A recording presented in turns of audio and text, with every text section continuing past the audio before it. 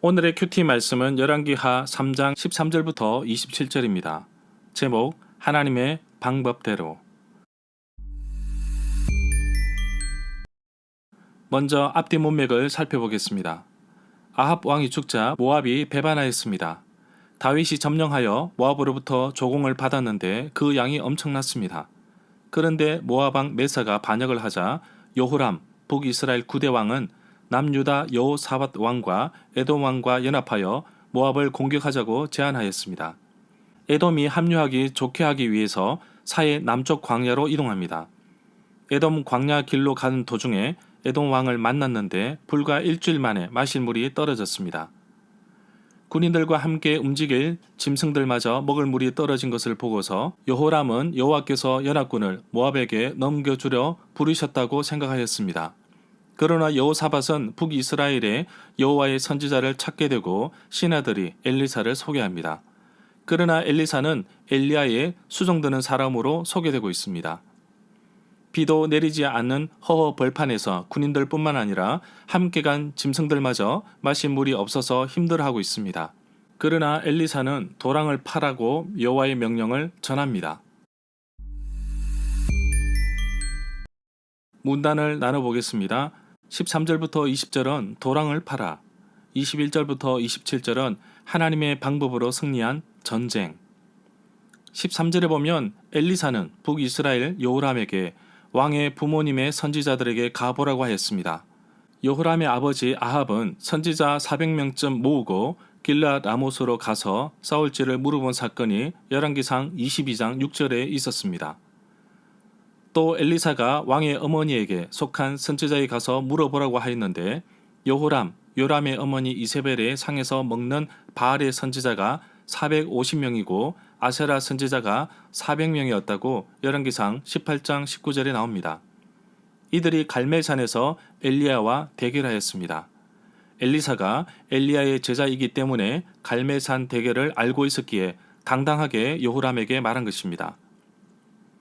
14절에 보면 그제야 엘리사는 내가 숨기는 만군의 여호와께서 살아계심을 두고 맹세한다고 말하며 만약에 유다 왕 여호사밧의 얼굴을 보지 않았다면 나는 북왕국 여호람을 쳐다보지도 않았을 뿐만 아니라 왕에게 관심도 두지 않았을 것이라고 말하였습니다. 15절에 보면 엘리사는 자신에게 검은고를 타는 사람을 불러다 주라고 하여 검은고를 타는 사람이 와서 검은고를 타자 여호와의 손, 권능이 엘리사 위에 내렸습니다. 개역 한글 성경, 국한문 성경, 개역 개정 성경, 쉬운 성경에서는 검은고라고 번역하였습니다. 일부 영어 성경에서는 하프라고 번역하였습니다. 또는 특별한 악기 이름도 없고 음악가라고 번역하기도 하였습니다. 16절에 보면 엘리사는 예언을 하기 시작했는데 여호와께서 말씀하시기를 이 골짜기에 도랑을 여러 개 파라고 하십니다. 17절에 보면 여호와께서 말씀하시는데 비가 내리는 것도 보지 못하겠지만 이 골짜기에는 물이 가득 차게 될 것이라고 하십니다.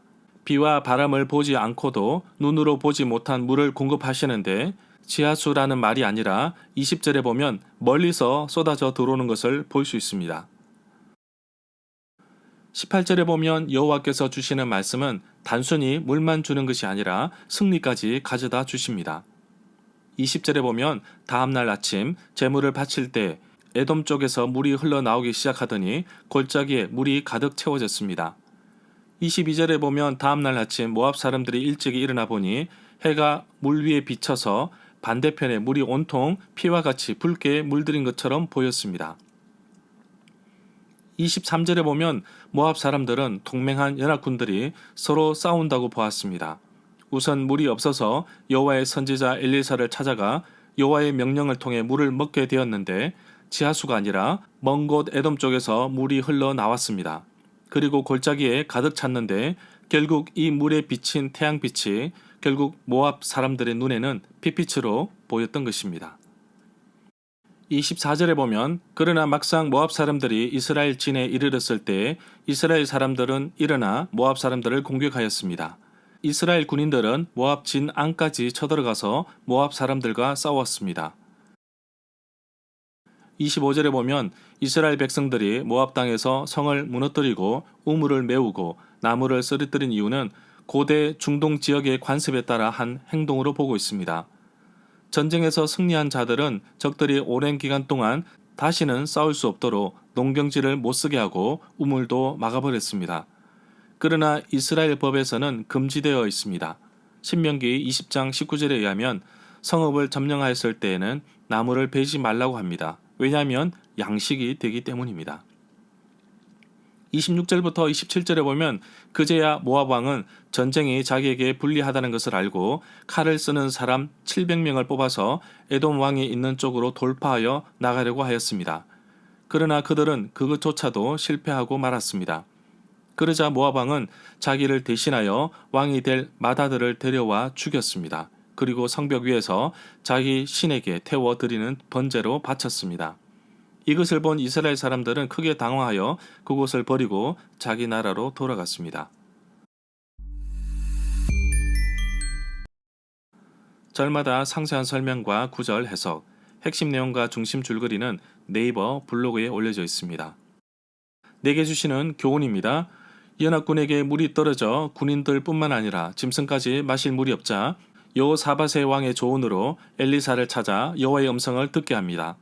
도랑을 파고 물을 마실 것이며 전쟁에서도 승리할 것이다. 아주 구체적으로 나옵니다. 물을 마시지 못해 기진맥진해 있는 군인들의 귀에는 어떻게 들렸을까요? 허허 벌판에 수많은 군인들과 짐승이 먹을 지하수가 어디에 있단 말인가?